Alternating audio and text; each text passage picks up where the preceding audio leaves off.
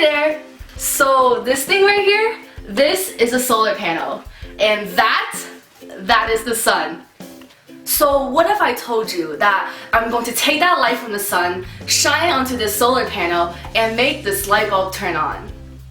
Well, that method of converting solar energy into electricity is what we call photovoltaics. And that's really important because photovoltaics is becoming this huge thing in society right now as more and more people are becoming environmentally conscious by using solar technology. However, even though we're seeing all these installments of solar roofs and the development of solar cars, we don't really know how it all works.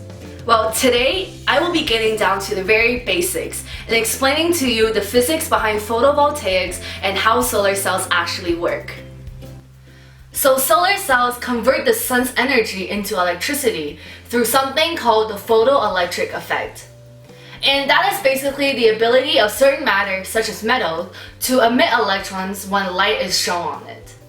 But before we get to what happens when we have these moving electrons when a ray of light is shown on it, we really need to understand the importance of what a solar cell is actually made up of.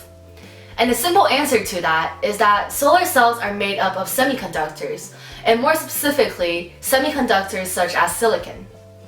Now, you may be asking, what is the big deal with silicon? Alright, if you take a look at a periodic table, you can see that silicon has an atomic number of 14, which means that it has 14 electrons. And thanks to our good buddies Bohr and Rutherford, we know that an atom has several shells.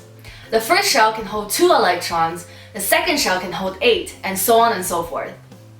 When you have 14 electrons like silicon, 2 of its electrons will fill the first shell, 8 will fill the second shell, but then you have these 4 valence electrons in its outermost shell, and that shell is not filled. And this silicon atom is not very happy with its 4 valence electrons. It will try to find 4 other silicon neighbors to hold hands with to fill its outermost shell. So these silicon atoms are holding hands with each other very tightly and very close. So then we end up with this tightly bound crystalline structure. Now all these silicon atoms are happy, but we're not very happy because this tightly bound structure isn't going to do much in terms of conducting electricity because there's no electrons that's free to move around, which by the way is how you get electricity. And this is why we want to introduce other elements into the silicon structure. We don't want silicons to only hang out with silicons, we want to introduce them to different people. And this process is called doping. And all of a sudden, by squeezing these small quantities of other elements into silicon, we now not only just have silicon, we have 2 types of it, N-type and P-type. And this is very crucial to how a solar cell actually works. So let's talk about N-type silicon first. We can make N-type silicon by introducing other elements such as phosphorus or arsenic. Both phosphorus and arsenic have 5 valence electrons as opposed to 4 valence electrons in silicon. Alright, so picture this. We have this tight little clique of silicon atoms holding hands with each other, not talking to anyone else. So now we put in this phosphorus atom. And as I mentioned earlier, phosphorus has 5 valence electrons. So 4 of its valence electrons is going to bond with silicon, while we have this little guy left over. This little guy right here, this guy is now in a valence band. And it is free to move around and bounce around from atom to atom. And this little guy is what we call a free carrier. And he is what causes current to flow. So because phosphorus has this extra electron, it becomes a donor because it is giving this extra electron, making N-type negative. Okay, so now we have a N-type silicon. We also want to make a P-type silicon. And we can do this by doping it with boron, which is an acceptor. While phosphorus has 5 valence electrons and silicon has 4, boron has 3 valence electrons. So now that we have this boron, we can bond it with the silicon structure once again.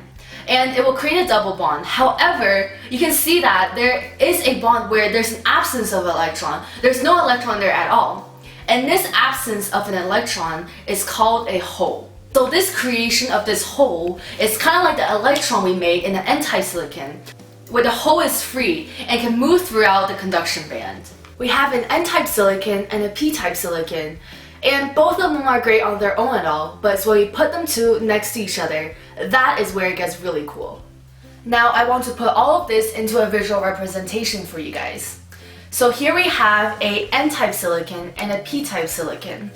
And we will use the black stones as holes, while the white stones will represent electrons.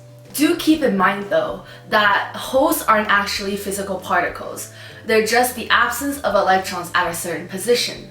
But for the sake of this demonstration and for you guys to see it better, we're just going to pretend that the black stones are the holes. As you put together an N-type silicon, which is filled with extra electrons, and a P-type silicon, which is missing electrons, leaving a bunch of holes in their place, things start to happen. The electrons in the N-type silicon will be attracted towards the holes on the other side and move towards them, while the holes will also move to where the electrons are in the N-type silicon. This then creates this thing called the depleted region in the middle, where there is a hole and an electron, meaning that there is no free carriers anymore. This depleted region then creates a barrier between the two sides, making it harder for electrons to move from the P side to the N side, and vice versa. The interface in the N-type region then becomes positively charged, while the area in the P-type becomes negatively charged.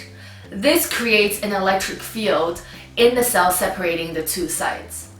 This electric field creates an electrical imbalance, which kind of forms a hill where the electric field is pointing towards the decreasing potential, which in our case is the P-type region. Now this is where the sunlight comes in. Light is made up of a bunch of particles called photons, which are basically particles that can transmit light. When a photon hits the P-type interface, where it is currently negative, the photon has enough energy to free the electron from the hole. However, the electrons doesn't go the direction of the electric field. It feels a force opposite of it. So it will then try to move to the opposing side, which is the N-type of the electric field. All of this causes a flow of electrons, which produces current. The cell's electric field then creates voltage, and with current and voltage, we have power, and thus powering a solar cell. And that, ladies and gentlemen, is how photovoltaics work. My name is Linda Mao, and thanks for watching.